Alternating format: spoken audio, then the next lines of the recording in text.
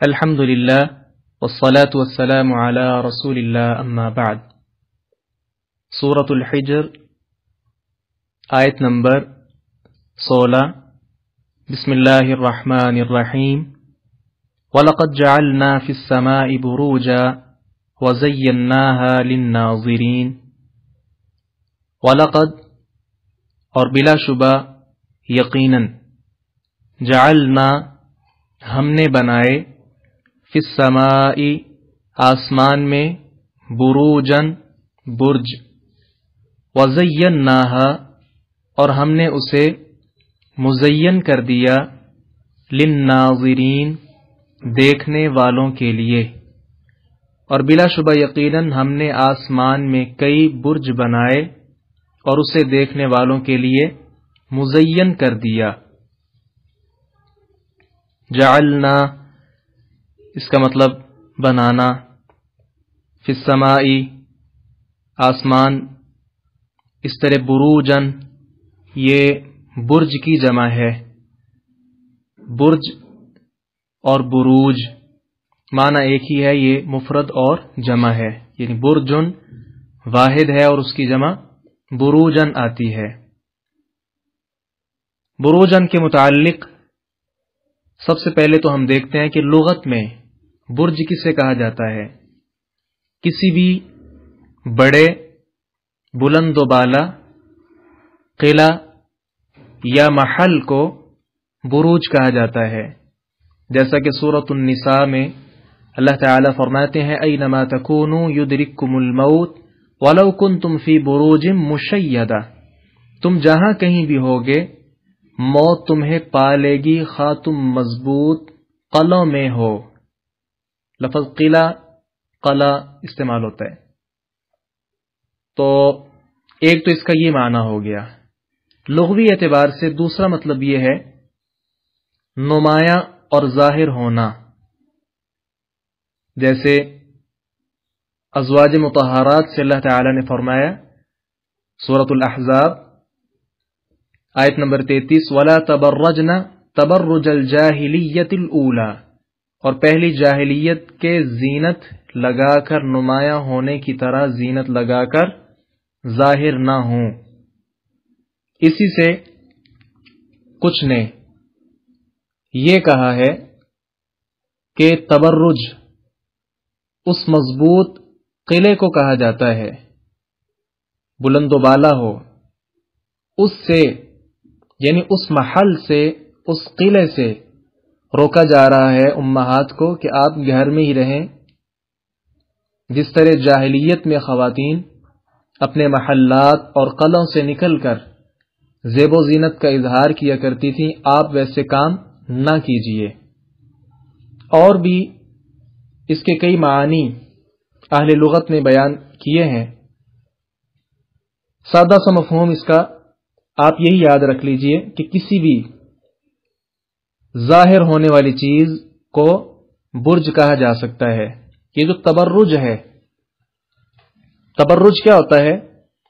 خواتین کو اس سے جو منع کیا گیا ہے، اپنے اعضاء کو واضح کرنا، نمایاں کرنا، اپنی زینت کا اظہار کرنا، اس چیز سے کیا کیا گیا؟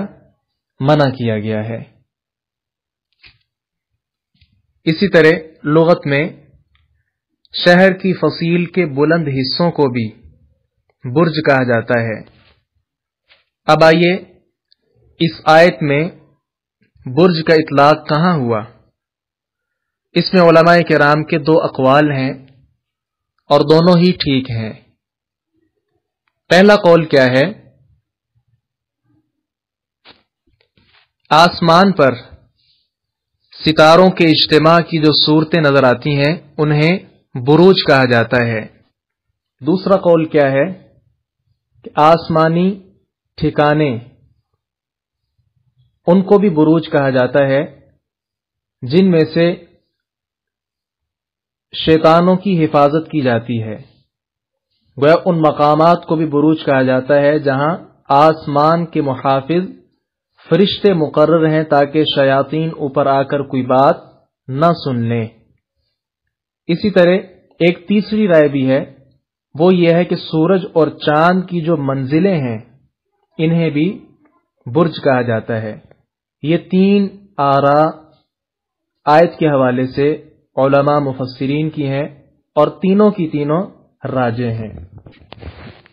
اس سے پچھلی آیات جو آپ پڑھ چکے ہیں، ان آیات رسالت کے بعد اب توحید کا بیان شروع ہو رہا ہے۔ اللہ تعالیٰ کی توحید کے دلائل کے لیے پہلے عالم بالا کا ذکر کیا، پھر زمین کا، پھر ان کے درمیان کی چیزوں کا، اور اس کے بعد آدم اور ابلیس کا تذکرہ کیا۔ پھر فرمایا کہ ہم نے آسمان میں عظیم الشان اور نمایاں برج بنا رکھے ہیں، یعنی ستاروں کے نمایاں جھرمٹ، سورج اور چاند کی منازل، جس سے رات کو ٹھنڈک والی روشنی اور دن کو تیز روشنی اور حرارت کے حصول کے علاوہ وقت ہے، دن اور مہینے ہیں اور سال، ان سب کا تعین ہوتا ہے۔ انسانوں، حیوان، پودوں کی نشو و نما، ان کی بقا اور بے انتہا ضرورتوں کا بندوبست بھی ہے۔ سمندر کا پھر مد و جزر دیکھ لیجئے، اور اس کے علاوہ بے شمار فوائد ہیں کہ جو ہمارے وہم و گمان میں بھی نہیں آ سکتے، وہ انہی سے حاصل ہوتے ہیں۔ تو گویا ان سب کو بنانے والا، چلانے والا اللہ تعالیٰ کے سوا اور کون ہو سکتا ہے؟ ساتھ فرمایا ہے کہ وَزَيَّنَّاهَا لِلنَّاظِرِينَ، دیکھنے والوں کے لیے یہ خوبصورتی کا مظہر ہے۔ یہاں سے ایک یہ بھی بات آپ نے یاد رکھنی ہے کہ یہ جو برج ہیں جاہلیت میں یا آج بھی جاہل لوگوں کے ہاں اس کا بہت زیادہ چرچا ہے کہ 12 برج، ان کا گمان یہ ہے کہ واقعات اور حوادث ان کا تعلق انہی کے ساتھ ہے۔ ان 12 برج کے ذریعے ہی قسمتیں معلوم کی جا سکتی ہیں۔ الغرض جتنے جاہلیت پر مبنی اعتقادات ہیں وہ اس سے وہ حاصل کرتے ہیں۔ تو یہ 12 برج کون سے ہیں؟ کتاب الشمس والقمر بحسبان صفحہ نمبر 29 اور 30 پر صاحب کتاب نے ان کا ذکر کیا ہے، اور ان برجوں کے نام بھی انہوں نے عربی زبان میں، ہندی زبان میں اور انگریزی زبان میں، اور پھر اردو میں ان کے معانی وغیرہ سارا کچھ تفصیل سے بیان کیا ہے۔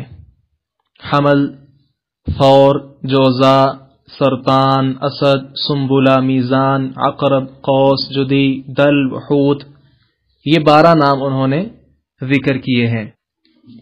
پہلا جو برج ہے حمل، اس کا معنی انہوں نے مینڈا کیا ہے، یعنی مینڈے کی شکل میں یہ برج موجود ہے۔ اسی طرح دوسرا جو ثور ہے، ثور عربی میں بیل کو کہا جاتا ہے، تو بیل کی مانند اس کی شکل ہے۔ اسی طرح جوزا یا اور اس کا نام 2 ہم عمر لڑکیاں جو ساتھ ساتھ کھڑی ہوں اس طرح کی شکل بنتی ہے۔ اسی طرح سرطان جو ہے کیکڑا، اس کی شکل ہے۔ اسد شیر کی شکل ہے۔ سنبلہ جو ہے ایک کمواری عورت جو ننگے سر جبہ پہنے کھڑی ہے، اس کی شکل۔ میزان ترازو کی شکل۔ عقرب بچھو کی شکل۔ قوس کمان کی شکل۔ اسی طرح آگے لفظ شاید جدئی ہے، بکری اس کی شکل۔ دلون ڈول کی شکل۔ حوت مچھلیوں کی شکل۔ تو یہ میں اس لیے ذکر کر رہا ہوں ان کے معنی کہ آپ دیکھیں کہ جو 12 برج جاہلیت والوں نے بنا رکھے ہیں، اور آج کل بھی یہ جو جاہل لوگ ہیں، کاہن اور اس طرح کے دیگر لوگ جو قسمت آزمائی کرتے ہیں اور قسمتوں کے تیر و فال نکال کر عجیب و غریب قسم کے ساتھ لوگوں کو مطمئن کرنے کی کوشش کرتے ہیں، تو یہ چیزیں جو انہوں نے آسمان میں تلاش کی ہوئی ہیں کہ ان چیزوں کا، ان برجوں کا فلاں چیز کے ساتھ اس کی شکل ملتی ہے۔ اب دیکھیں آپ نے کس طرح عجیب لڑکیاں، اسی طرح کیکڑا، بچھو، عجیب قسم کی چیزیں ہیں، تو کیا ان کے ساتھ حسن پیدا ہوتا ہے؟ نہیں۔ تو یہاں سے یہ والے 12 برج مراد لینا، اگرچہ بعض اہل علم نے ان کا ذکر بھی کیا ہے، جیسا کہ امام شوکانی رحمہ اللہ اور دیگر بعض مفسرین نے اس کا ذکر کیا ہے، لیکن سمجھ نہیں آتی۔ وہ اس لیے کہ قرآن مجید کی یہی آیت ابھی جو آپ پڑھ رہے ہیں، اس میں کیا کہا ہے کہ وَزَيَّنَّاهَا لِلنَّاظِرِينَ، وہ برج اتنے خوبصورت ہیں کہ دیکھنے والے ان کی خوبصورتی کا اندازہ کر سکتے ہیں۔ یہ جو آپ نے دیکھا ہے کہ وہ کس طرح کی عجیب و غریب شکلیں وہاں بنی ہوئی ہیں، اس طرح کی چیزیں ان کے ساتھ کسی بھی چیز کے اندر حسن تو پیدا نہیں ہوتا، لہذا حتمی طور پر ہم یہ نہیں کہہ سکتے کہ یہ وہی 12 برج آیت میں ان کا ذکر ہے جو جاہلیت والوں نے بنا رکھے تھے یا ان کو شمار وغیرہ کیا ہوا تھا۔ کون سے برج ہیں؟ وہی جو پہلے 3 اقوال آپ کے سامنے علماء کی آراء وہ ذکر کی ہیں۔ پہلا کیا تھا کہ ستاروں کے اجتماع سے جو صورتیں نظر آتی ہیں انہیں برج کہا جاتا ہے۔ دوسرا یہ ہے کہ وہ آسمانی ٹھکانے بھی برج کہلاتے ہیں جن میں شیطانوں سے آسمان کی حفاظت کے لیے فرشتے پہرے دار کے طور پر اللہ تعالیٰ نے مقرر کر رکھے ہیں۔ تیسری رائے کیا تھی کہ سورج اور چاند کی منزلوں کو بھی برج کہا جاتا ہے۔ تو یہ تینوں کے تینوں اقوال درست ہیں، باقی یہ کہنا کہ 12 برج اس سے مراد ہیں، یہ حتمی طور پر ہم نہیں کہہ سکتے، یہ ہماری تفسیر محل نظر ہوگی۔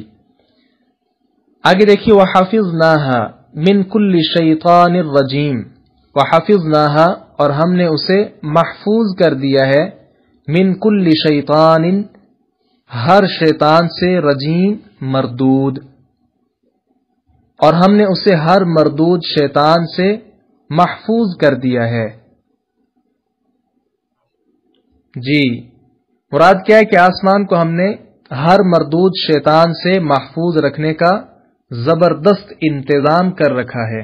ہاں اسی سے ہی وہ جو پہلے بیان کیا نا کہ اس بروج سے مراد کیا ہے، اسی سے یہ قول تھا کہ شیاطین جو اوپر جاتے ہیں نا آسمان سے باتیں سننے کے لیے، تو ان کی حفاظت کے لیے اللہ تعالی نے فرشتوں کو مقرر کر رکھا ہے۔ آگے فرمایا الا من استرق السمع فاتبعه شهاب مبین، الا مگر من جو استرق چوری کرے، السمع سماعت کو، فاتبعه تو اس کا پیچھا کرتا ہے، شہاب ایک شعلہ، مبین روشن، مگر جو سنی ہوئی بات چرا لے تو ایک روشن شعلہ اس کا پیچھا کرتا ہے۔ یہاں اس طرقہ آپ نے پڑھا ہے تو عام سین را قاف اردو میں بھی اور عربی میں اس کا ترجمہ ہوتا ہے چوری کرنا، لیکن یہاں اس طرقہ جب اسے باب افتعال میں ہم لے آئے تو معنی میں کچھ اضافہ ہو گیا۔ معنی اس کا کیا ہوگا اس طرقہ کا کہ جو نہایت کوشش سے چوری کرے، یعنی اس طرقہ کا مطلب صرف چوری کرنا نہیں بلکہ بڑی کوشش کے ساتھ جو چوری کرے۔ السمع سماعت کو یہاں اسے اسم مفعول کے معنی میں لینا زیادہ مناسب ہے، یعنی السمع بمعنی مسموع، سنی ہوئی چیز چورا لے۔ شہاب ہر اس روشنی کو کہا جاتا ہے جو آگ سے پیدا ہو۔ مبین کا مطلب واضح، تو شہاب مبین کا پھر مطلب کیا ہو گیا؟ روشن شعلہ۔ اس ضمن میں صحیح بخاری حدیث نمبر 4701 یہ ساتھ رکھیے، اس کے ساتھ اس آیت کا معنی مزید واضح ہو جائے گا۔ جناب ابو ہریرہ رضی اللہ عنہ بیان فرماتے ہیں نبی کریم صلی اللہ علیہ وسلم نے ارشاد فرمایا اذا قضى اللہ الامر فی السماء ضربت الملائکۃ بأجنحتها خضعانا لقول كالسلسلة على صفوان. جب اللہ تعالی آسمان میں کوئی حکم صادر فرماتا ہے تو اس کی کلام سن کر فرشتے اظہار اطاعت و عجز کے لیے اپنے بازو پر پھڑپھڑانے لگتے ہیں. یعنی اس کی کلام کی آواز ہی ایسی ہوتی ہے جیسے کسی چٹان پر زنجیر کی آواز ہو. جی فَإِذَا فُزِّعَ عَنْ قُلُوبِهِمْ قَالُوا مَاذَا قَالَ رَبُّكُمْ.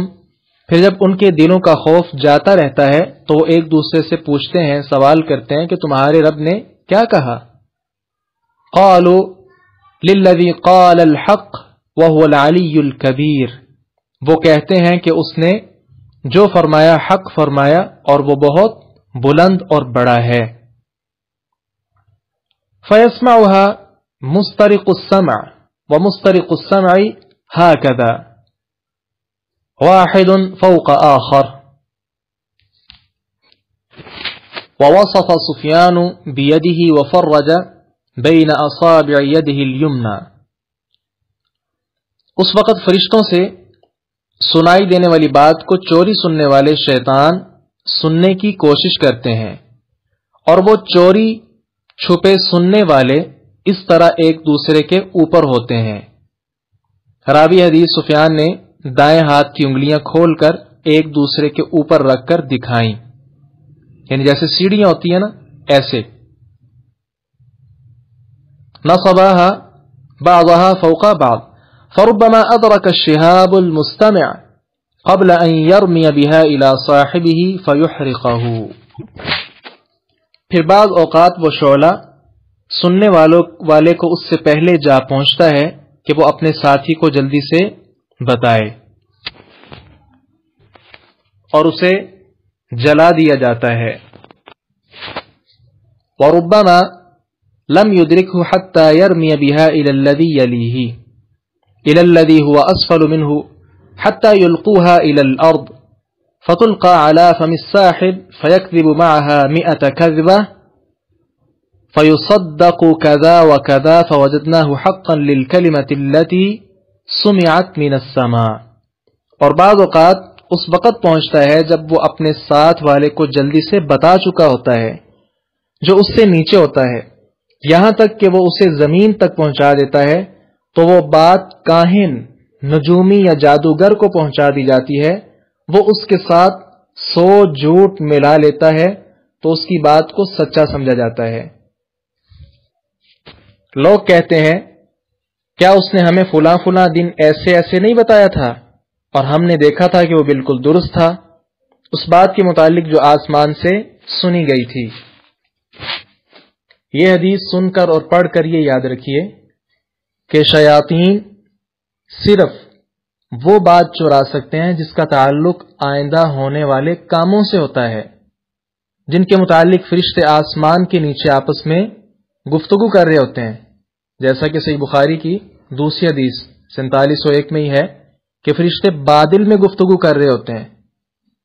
تو اس طرح کی بعض چیزوں کو اچک لیتے ہیں، لیکن جو انبیاء کرام کی طرف وحی ہوتی ہے اس کی حفاظت کا اتنا زبردست انتظام ہوتا تھا کہ ممکن ہی نہیں کوئی شیطان اسے چرا کر لے جائے اور سن سکے. یہ اس پر تفصیلی بات انشاءاللہ سورہ جن اس کی ابتدائی آیات میں اللہ نے چاہا تو کریں گے. اس میں خیال میں سمجھ آ گئی ہے آپ کو. ایک مرتبہ مفہوماً پھر دہرا دیتا ہوں کہ جو فرشتے اوپر آسمان پر باتیں کر رہے ہوتے ہیں، شیاطین نیچے سے، شیاطین یہ جو جن ہیں، جنوں میں سے جو شیاطین، ایک شیطان کھڑا ہوتا ہے، دوسرا اس کے اوپر، تیسرا اس کے اوپر، تیسرا اس کے اوپر، اس سے سیڑھی بنتی جاتی ہے. تو یہ آسمان کے قریب پہنچ جاتے ہیں. وہاں سے جیسا کہ وہ ایک حدیث میں ہم نے ابھی دیکھا صحیح بخاری 4701 میں ہی کہ بادلوں میں گفتگو کر رہے ہوتے ہیں. بادل تو بہت زیادہ قریب ہیں، یہ جو بلکہ ہمارے ملک پاکستان میں ہی بعض علاقے ایسے ہیں کہ جو بادلوں کے بالکل قریب ہیں یا بادلوں کے بالکل اندر مکانات وغیرہ بنے ہوتے ہیں. اور اگر دنیا میں دیکھا جائے تو کچھ علاقے ایسے بھی ہیں کہ جو بادلوں سے اوپر ہیں. خبروں میں یا دیگر چیزوں میں آپ ان چیزوں کا مشاہدہ کر سکتے ہیں. تو بادلوں تک پہنچنا یہ مشکل کام تو نہیں ہے. تو شیاطین جن ایک دوسرے کے اوپر چڑھ کر اوپر پہنچ جاتے ہیں اور وہاں فرشتوں کی ہوئی بات آپس میں وہ جو بات کر رہے ہوتے ہیں اس کو وہ سننے کی کوشش کرتے ہیں. بسا اوقات کیا ہوتا ہے کہ بلکہ میں نے بھی اس چیز کو اپنی آنکھوں سے دیکھا ہے، کئی مرتبہ اس کا مشاہدہ کیا ہے کہ آسمان سے ایک شعلہ سا آ رہا ہوتا ہے. بچپن میں ایک سے زائد مرتبہ وہ شعلہ دیکھنے کا بھی اتفاق ہوا. بہت زیادہ تیزی کے ساتھ وہ نیچے کو آ رہا ہوتا ہے. اس کے ساتھ بعض شیاطین جل جاتے ہیں بات سننے سے پہلے ہی، لیکن کبھی کبھار وہ شعلہ تب آتا ہے جب ہلکی سی بات کوئی شیطان سن لیتا ہے. تو جو اوپر والا شیطان ہے وہ بات کو نیچے تک پہنچاتا ہے، نیچے والا پھر اس سے نیچے، اس طرح کرتے کرتے زمین تک بات آ جاتی ہے. پھر یہ جو کاہن ہے نا، آپ نے دیکھا ہوگا کہ کاہن کوئی بات کرتا ہے یا جادوگر کوئی بات کرتا ہے، جی آپ کے ساتھ یہ ہوگا، آپ جو ہے مثال کے طور پہ 5 سال بعد آپ مر جائیں گے. ہوتا بھی ہے بسا اوقات ایسے. یا اور کوئی ایسی بات، آپ کے گھر میں فلاں جگہ پر فلاں چیز پڑی ہے، یا آپ اس کے پاس جائیں تو وہ کہہ دیتا ہے کہ آپ یہ کچھ کھا کر آئے ہیں. اس کا کیا مطلب ہے کہ وہ غیب جانتا ہے؟ نہیں، انبیاء کرام غیب جان نہیں سکتے، تو یہ کہاں سے جان سکتا ہے؟ ہاں، یہ وہی شیاطین کا جو سلسلہ ہے نا، وہی ان لوگوں نے، ظالموں نے اپنے پاس جن رکھے ہوتے ہیں شیشیوں میں بند کر کے یا کسی بھی صورت میں. وہ جو جن ہیں، جو شیاطین ہیں، وہ اس طرح کی بات بتاتے ہیں اور پھر یہ کاہن آگے 100 حدیث کے الفاظ آپ نے پڑھے ہیں کہ فَيَكْذِبُ مَعَهَا مِئَةَ كَذْبَةٍ، 100 جھوٹ مزید ملا کر یہ لوگوں کو آگے قائل کرنے کی کوشش کرتے ہیں. جی، یہاں تک تو ہے آسمان کے اللہ تبارک و تعالی نے بعض صفات کا ذکر کیا اور اس سے توحید کا اثبات کیا. آگے زمین کے متعلق چند باتیں ہیں. وَالْأَرْضَ مَدَدْنَاهَا، وَالْأَرْضَ اور زمین، مَدَدْنَاهَا ہم نے اسے پھیلایا، وَأَلْقَيْنَا اور ہم نے ڈال دیے، گاڑ دیے، فیہا اس میں، رواسیا پہاڑ، وَأَنبَتْنَا اور ہم نے اگائی، فیہا اس میں، من کل شیء ہر چیز سے، موزون مناسب مقدار میں. اور زمین کہ ہم نے اسے پھیلا دیا اور اس میں پہاڑ رکھے اور اس میں ہر نپی تلی چیز اگا دی. اس آیت کریمہ میں زمین اور اس پر پیدا کردہ اشیاء کو اللہ تبارک و تعالی توحید کی دلیل کے طور پر بیان فرما رہے ہیں. مددناہا، یہ باب جو ہے نا، مدہ یا مدو، اس کا مطلب ہوتا ہے کھینچنا، پھیلانا، اس سے ہے. مراد کیا ہے کہ جب ہم زمین کی وسعت اور پھیلاؤ کو دیکھیں تو اتنی وسیع ہے، یعنی اس کی تفسیر میں یہ دیکھیں، اتنی وسیع ہے کہ اس پر چلنے پھرنے، رہنے، کاشت کرنے، مکان یا پھر سڑکیں بنانے میں کسی قسم کی کوئی مشکل پیش نہیں آتی. لیکن یہ بڑی پھر عجیب اور خوش کن بات دیکھیے، اتنا کچھ ہونے کے باوجود بھی ہماری آنکھیں زمین کی انتہا تک نہیں پہنچ سکتی، خواہ جتنا بھی سفر کر لیں. تو یہ اس بات کی دلیل ہے کہ زمین اللہ تعالی نے گول بنا رکھی ہے، مربع یا کسی اور شکل میں نہیں ہے. اب تو ویسے کافی حد تک اس حقیقت کو لوگوں نے مان بھی لیا ہے اور اس کی مختلف تصاویر بھی آ چکی ہیں جس میں زمین کو گول بتایا گیا ہے. پھر بھی دیکھیے، پانی اپنی سطح پر ہموار رہتا ہے، زمین کا اس کے ساتھ جو تناسب ہے وہ کس طرح برقرار ہے، اس حقیقت کو وہی بیان کر سکتا ہے جو اس کے بنانے والا ہے زمین کو. اس کے علاوہ ہم جتنا بھی زور لگا لیں اس کی حقیقت تک نہیں پہنچ سکتے. وَأَلْقَيْنَا فِيهَا رَوَاسِيَ، رواسیہ جو ہے یہ جمع ہے، اس کی واحد ہے راسیتن، اور یہ رسا یرسو اس سے ہے. اس کا مطلب ہوتا ہے کسی بھاری چیز کا گڑا ہوا ہونا۔ اس سے مراد کیا ہے؟ پہاڑ ہیں جن کا اکثر حصہ زمین کے اندر اور کچھ حصہ باہر ہوتا ہے۔ اس سے ایک دوسری حقیقت بھی ثابت ہوتی ہے کہ زمین کو اللہ تعالی نے متحرک بنایا ہے، زمین چلتی ہے، اسی لیے تو اس کے اوپر بھاری پہاڑ اللہ تبارک و تعالی نے توازن پیدا کرنے کے لیے گاڑ دیے ہیں۔ جیسا کہ آج کل گاڑیوں کو دیکھ لیں، گاڑی کے پہیوں کا توازن برقرار رکھنے کے لیے مختلف جگہوں پر ضرورت کے مطابق لوہے وغیرہ کے ٹکڑے لگائے جاتے ہیں۔ اسی طرح پہاڑ بھی زمین کے توازن کے لیے اللہ تبارک و تعالی نے ان کو زمین میں گاڑ دیا ہے۔ وَأَنبَتْنَا فِيهَا مِن كُلِّ شَيْءٍ مَوْزُونٍ، اس کا مطلب یہ ہے کہ زمین میں ہر چیز اتنی اگائی اور پیدا کی ہے جتنی اس کی ضرورت تھی، کسی چیز کو بلا ضرورت پیدا نہیں کیا گیا۔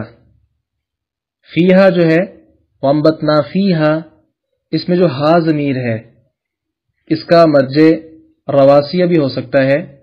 اس کا مطلب پھر یہ ہوگا کہ پہاڑوں کے اندر ہر چیز، معدنیات یا اور اس طرح کی جو چیزیں ہیں وہ بھی اللہ تعالیٰ فرماتے ہیں کہ ہم نے پورے اندازے کے ساتھ پیدا کی ہیں۔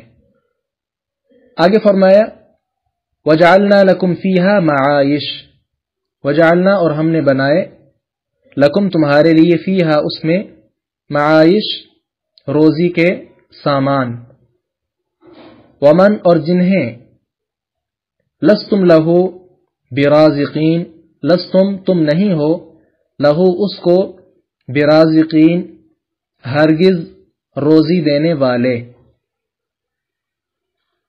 اور ہم نے تمہارے لیے اس میں روزیاں بنائی ہیں اور ان کے لیے بھی جنہیں تم ہرگز روزی دینے والے نہیں ہو۔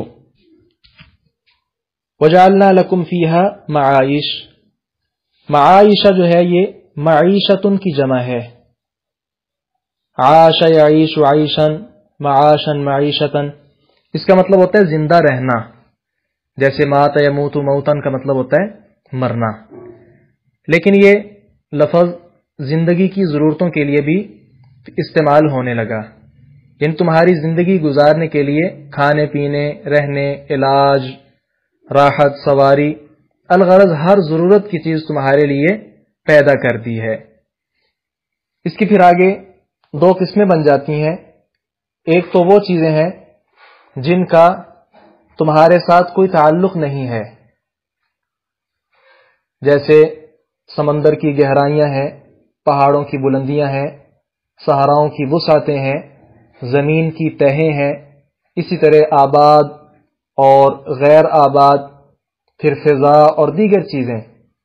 آگے یہ جو فرمایا کہ لستم برازقین، لستم نفی کی تاکید، برازقین آگے جو با ہے نا اس کے ساتھ کی گئی ہے، ہرگز بھی تم رزق دینے والے نہیں ہو۔ تو اس سے مراد دوسری قسم کی وہ چیزیں ہیں جو اللہ تعالیٰ فرماتے ہیں کہ تمہاری خدمت کے لیے ہیں، جیسے چوپائے، سواریاں، بیوی بچے، نوکر چاکر اور دیگر چیزیں۔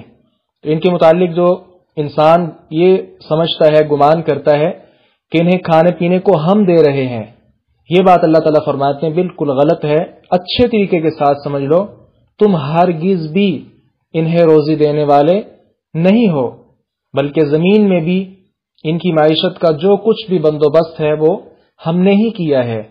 سورۃ الذاریات میں فرمایا ان اللہ هو الرزاق ذو القوۃ المتین، بے شک اللہ ہی بے حد رزق دینے والا، قوت والا، نہایت مضبوط ہے۔ اس طرح سورہ ہود آیت نمبر 6 میں فرمایا وما من دابۃ فی الارض الا علی اللہ رزقها، اور زمین میں کوئی چلنے والا نہیں مگر اس کا رزق اللہ ہی پر ہے۔ سنن ابی داؤد حدیث نمبر 275، اللہ کے نبی صلی اللہ علیہ وسلم فرماتے ہیں فإنما ترزقون وتنصرون بضعفائکم، تمہیں رزق اور تمہاری مدد کمزور لوگوں کی وجہ سے کی جاتی ہے۔ یعنی آدمی یہ نہ سمجھے کہ بیوی بچوں کی جو ضروریات ہیں وہ میں ہی پورا کر رہا ہوں، نہیں، بلکہ حقیقی طور پہ اس کا بندوبست اللہ تعالی ہی کر رہا ہے۔ اس طرح دوسری روایت ہے، وہ صحابی رسول تشریف لائے اور آ کر اپنے بھائی کی شکایت کی کہ یہ آپ کے پاس پڑھتا رہتا ہے، مجھے کام کرنا پڑتا ہے، اسے بھی کہیں یہ بھی کمائے۔ آپ صلی اللہ علیہ وسلم نے فرمایا اس کی وجہ سے ہو سکتا ہے کہ اس کی وجہ سے اللہ تعالیٰ تمہیں رزق دے رہا ہو، لہذا حقیقی طور پہ اللہ تبارک و تعالیٰ ہی یہ سارا بندوبست کر رہا ہے۔ آگے فرمایا وَإِن مِّن شَيْءٍ إِلَّا عِندَنَا خَزَائِنُهُ، وَإِن اور نہیں ہے، من شیء کوئی چیز بھی، الا مگر عندنا ہمارے پاس، خزائن اس کے خزانے ہیں، وما اور نہیں، ننزلہ ہم اسے اتارتے، الا مگر بقدر معلوم ایک معلوم اندازے سے، اور کوئی بھی چیز نہیں مگر ہمارے پاس اس کے کئی خزانے ہیں اور ہم اسے نہیں اتارتے مگر ایک معلوم اندازے کے ساتھ۔ وَإِن مِّن شَيْءٍ إِلَّا عِندَنَا خَزَائِنُهُ، اس سے مراد ہے کہ ہر چیز قیمتی سے قیمتی ہو، معمولی سے معمولی، ہمارے پاس اس کے کئی خزانے موجود ہیں، مگر ہم اس کو معلوم اندازے کے مطابق ہی ظاہر کرتے ہیں۔ مثال لے لیں، جلانے اور روشنی کے لیے پہلے پہل لکڑی کا استعمال کیا جاتا تھا، جب آبادی زیادہ ہوئی تو کوئلہ نکل آیا، آبادی مزید بڑھی، پیٹرولیم نکل آیا، اس سے بھی آگے گیس نکل آئی، پھر بجلی کے اوون بھی ایجاد ہو گئے، توانائی اور سواریوں کے لیے پہلے جانوروں کا استعمال ہوا کرتا تھا، پھر پہیہ ایجاد ہوا، پھر کوئلہ استعمال ہونے لگا، پھر پیٹرولیم، گیس، بجلی، ایٹم اور دیگر چیزیں۔ گویا ایجادات بھی ضرورت کے مطابق اور اپنے وقت پر ہوئی ہیں۔ اس آیت کریمہ میں ملحد لوگ اور خصوصی طور پہ حکمران طبقے کی جو بات ہے اور ان کا جو نظریہ ہے کہ آبادی کم ہونی چاہیے، آبادی کم کرو، ولادت پر ضبط کرو، 1 یا 2 بچے ہی ہونے چاہیے، اس کا بھی انکار ہوتا ہے۔ یہ لوگ اس قدر دین سے دور ہو چکے ہیں کہ در حقیقت اللہ پر ان کا ایمان نہیں ہے، جس نے فرمایا کہ ہمارے پاس ہر چیز کے بے شمار خزانے ہیں، مگر ہم مقرر اندازے کے ساتھ ہی اسے نازل فرماتے ہیں۔ یہ حکمران، انہوں نے عوام کو خوراک کیا دینی ہے؟ یہ خود عوام کی کمائی پر چلتے ہیں۔ اللہ کا کرم دیکھیے، جو زمین پہلے 10 من غلہ پیدا کرتی تھی آج 100 من نکالتی ہے۔ بجلی اور دوسری ایجادات سے جو آسائشیں آج عام آدمی کو میسر ہیں، چند 100 سال پہلے کسی بڑے سے بڑے بادشاہ کو بھی میسر نہ تھیں۔ سلیمان علیہ السلام ان کا الگ ذکر ہے، وہ تو بات چھوڑیں، باقیوں کا ذکر کیا جا رہا ہے۔ رہی حکمرانوں کی یہ بات، آبادی اور وسائل کا جو تناسب ہے، تو اس کو اللہ تعالیٰ کے علاوہ اور کون جا سکتا ہے؟ اللہ تعالیٰ کے ہاں سارے خزانے ہیں، کیا اس کو معلوم نہیں کہ اس صورتحال میں آبادی کم ہونی چاہیے؟ وہ غیبی کسی بھی تدبیر کے ساتھ اس چیز کو کم کر دیتا۔ طوفان آیا، اس کے ذریعے لوگ مر جاتے، جنگوں میں ہلاک ہو جاتے، زلزلوں میں گر جاتے، یا وباؤں کے ذریعے مر جاتے، کئی صورتیں ہو سکتی تھیں، لیکن اللہ تعالیٰ اس آبادی کو بڑھنا دیکھنا چاہتا ہے۔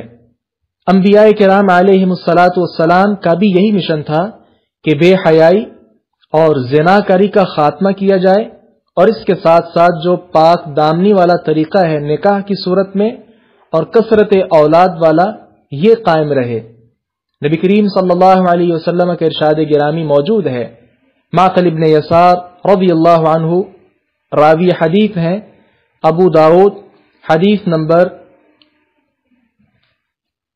2050، نسائی اور دیگر کتب میں بھی موجود ہے.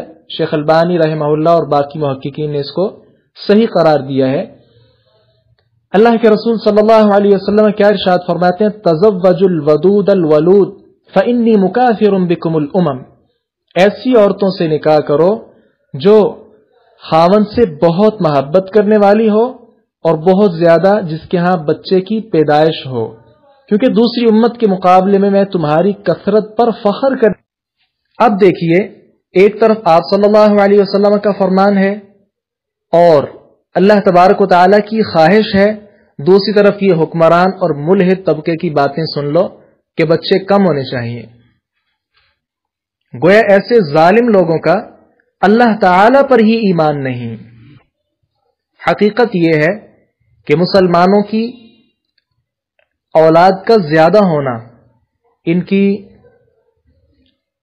افرادی قوت کی دلیل ہے. اس بات کو ایک اور انداز سے سمجھیے. آپ دیکھتے ہیں عید الاضحیٰ کا موقع جب آتا ہے مسلمانوں کا، خوشی کا دن، اس دن کتنے جانوروں کی گردنیں کاٹی جاتی ہیں، کتنی قربانیاں ہوتی ہیں، ہزاروں، سینکڑوں، کیا لاکھوں قربانیاں ہوتی ہیں. کیا اس کے ساتھ اگر بکرے کی قربانی کی جاتی ہے تو اس کی نسل کم ہو جاتی ہے؟ لیکن دوسری طرف آپ دیکھ لیں، یہ سائنسدان یا دیگر اس طبقے کے جو لوگ ہیں، بعض جاندار ایسے ہیں کہ جو بالکل ناپید ہو چکے ہیں اور ان کی افزائش نسل کے لیے وہ کوششیں کر رہے ہیں. اور کیا ان کی کوششوں سے جو آج سے 50، 60 یا 100 سال پہلے جاندار اس دنیا پر موجود تھے، کیا ان کی بارہا کوشش کے باوجود وہ نسل اب موجود ہے؟ ہرگز ایسا نہیں ہے. تو پھر مان لینا چاہیے ہمیں سب کو کہ ہر چیز اس کے خزانے حقیقی طور پر اور معنوی طور پر بھی اللہ تعالی ہی اس کا مالک ہے. کس طرح اس کو چلانا ہے، کب اس کا اندازہ، کس اندازے کے مطابق، یہ ساری کی ساری چیزیں اللہ تبارک و تعالی ہی جانتا ہے. اس بات پر ہمارا ایمان ہونا چاہیے. اگر اس بات پر ایمان نہیں تو پھر اللہ تبارک و تعالی کی کسی اور بات پر بھی ایمان بہت مشکل ہے. آگے فرمایا وَأَرْسَلْنَا الرِّيَاحَ لَوَاقِحَ فَأَنزَلْنَا مِنَ السَّمَاءِ مَاءً فَأَسْقَيْنَاكُمُ. وَأَرْسَلْنَا اور ہم نے بھیجا الرِّيَاحَ ہواؤں کو، لَوَاقِحَ بھوجل بنا کر، فَأَنزَلْنَا پھر ہم نے اتارا، مِنَ السَّمَاء آسمان سے، مَاءً پانی، فَأَسْقَيْنَاكُمُوهُ پھر تمہیں ہم نے وہ پلایا، وما اور نہیں، انتم تم لہو اس کو، بخازنین ہرگز ذخیرہ کرنے والے. اور ہم نے ہواؤں کو بار آور بنا کر بھیجا، پھر ہم نے آسمان سے پانی اتارا، پس ہم نے تمہیں وہ پلانے کے لیے عطا فرمایا اور تم ہرگز اس کا ذخیرہ کرنے والے نہیں. وَأَرْسَلْنَا الرِّيَاحَ لَوَاقِحَ. لواقح اس کی دو توجیحات مفسرین نے بیان کی ہیں. پہلی توجیح کیا ہے کہ لاقح کی جمع ہے، لواقح لاقح کی جمع ہے. یہ لفظ مذکر ہونے کے باوجود مؤنث ہے، جیسا کہ حائض لفظ تو مؤنث ہے لیکن یہ جو حیض ہے اس کا تعلق خواتین کے ساتھ ہی ہے، مرد کے ساتھ اس کا تعلق نہیں. لہذا ایسی خاتون کے لیے حائضہ لفظ استعمال کر لیں یا حائض استعمال کر لیں. متبادر الذہن جو معنی وہ یہی ہے کہ خاتون ہے اس سے مراد. اس طرح حامل، اور یہ جو لقاحن ہے اس کا مطلب ہے نر جانور کا جو مخصوص پانی ہے اس پر اس لفظ کا اطلاق ہوتا ہے. تو لاقحن پھر وہ اونٹنی ہوئی جس نے لقاح کو قبول کر لیا ہو. مراد کیا ہے کہ وہ حاملہ ہو چکی ہو اور اپنے پیٹ میں جنین اٹھائے پھرے. گویا اللہ تبارک و تعالی نے ہواؤں کو حمل اٹھانے والی اس لیے قرار دیا کہ وہ اپنے اندر حاملہ اونٹنیوں کی طرح ایسے آبی بخارات اور بادلوں کا بوجھ اٹھا کر چلتی ہیں جو بارش برسانے کا ذریعہ بنتے ہیں. دوسری توجیہ کیا ہے کہ یہ لاقحن بمعنی मुल्किहुन इसम मफऊल के माना में है, यानी वो नर जो हामिला करता है। तो ये लाकिहुन मुल्किहुन की जमा हो सकती है। दूसरी तौजीह ये है, इसका मतलब फिर क्या होगा कि ये हवाएं बादलों पर और मादा दरख्तों पर जैसे खजूर वगैरह या मादा फलों पर अमल करने के जरिया बनती हैं कि हवाओं के जरिए से बादल बरसाने के काबिल हो सकें। तो ये दोनों तौजीहात इंशाअल्लाह दुरुस्त हैं। आगे फरमाया फ़अस्क़यनाकुमूह।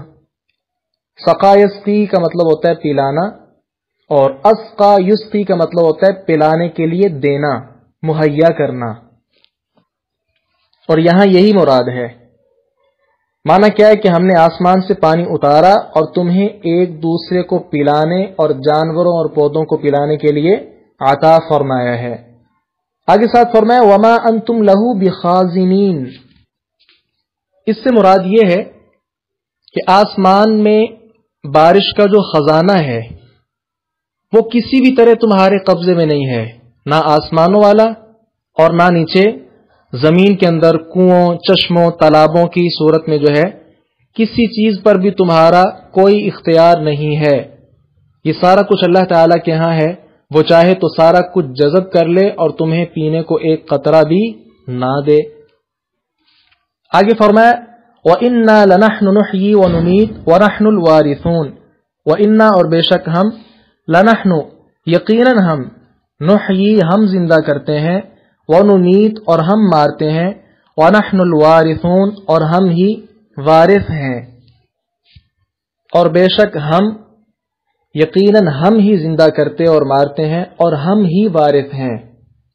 इस आयत करीमा में मौत और हयात का मालिक वारिस हकीकी तौर पर अल्लाह ताला का होना बताया गया है। इस आयत में किस कदर अल्लाह तबारक व ताला ने ताकीद इस्तेमाल की देखिए। इन्ना ये लामे ताकीद है, इन्ना और फिर आगे ना ज़मीर मुतकल्लिम, इसी तरह नहनु ज़मीर मुतकल्लिम, नुहयी इसमें भी ज़मीर मुतकल्लिम, नुमीत इसमें फिर ज़मीर मुतकल्लिम, फिर नहनु अलवारिसून में नहनु ये भी ज़मीर मुतकल्लिम। तो कितनी ताकीद अल्लाह तबारक व तआला ने बयान फरमाई और साथ इस बात का इजहार किया कि हकीकी तौर पे जिंदगी और मौत का मालिक मैं ही हूं। इतनी ताकीदें मेरे ख्याल में अरबी जुबान के अलावा और किसी जुबान में जमा नहीं हो सकती। आगे फरमाया वलक़द अलिमनल मुस्तक़दिमीन। वलक़द और बिलाशुबा यकीनन, अलिमना हमने जान लिया, अल मुस्तक़दिमीन पहले गुजर चुकने वाले, मिनकुम तुम में से, वलक़द और बिलाशुबा यकीनन अलिमना हमने जान लिया है, अल मुस्तअखिरीन पीछे जाने वालों को। वलक़द अलिमनल मुस्तक़दिमीन इसमें बहुत सी चीजें आ सकती हैं। मिसाल के तौर पे वो लोग जो हमसे पहले गुजर चुके और जो हमारे बाद आने वाले हैं। अल्लाह ताला सबको जानता है, उसका इल्म अज़ली और अब्दी है। दूसरी बात यह है कि वो लोग जो अज़ान का पहला लफ्ज़ अल्लाहु अकबर सुनते ही अल्लाह ताला को सबसे बड़ा समझते हुए सबसे पहले नमाज के लिए चल पड़ते हैं, और जो पीछे रह जाते हैं अल्लाह ताला ही सबको जानता है। तीसरी चीज यहां से यह भी है कि मुस्तक़दिमीन और मुस्तअखिरीन यानी जिहाद और दूसरी नेकियों में आगे बढ़ने वाले और पीछे रहने वाले सारे के सारे अल्लाह ताला के इल्म में हैं।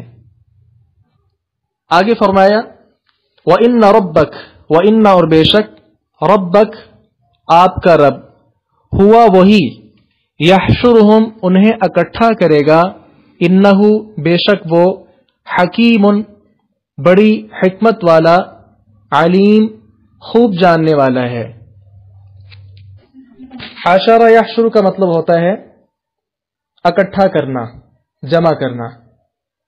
तो आसमानों के सारे अहवाल और जमीन की सारी कैफियत अल्लाह ताला बयान करके کافر چونکہ دوبارہ زندہ ہونے کے منکر تھے، تو یہ سارے کے سارے دلائل ذکر کرنے کے ساتھ ساتھ توحید کا اثبات کیا، اور ساتھ بڑے وثوق کے ساتھ اور کئی قسم کے تاکیدی الفاظ استعمال کرنے کے بعد اللہ تعالیٰ کفار کو یہ یقین دلا رہے ہیں کہ سارے کا سارا مالک، زمین کا بھی، آسمان کا بھی، موت و حیات کا بھی، اور ہر چیز کا مالک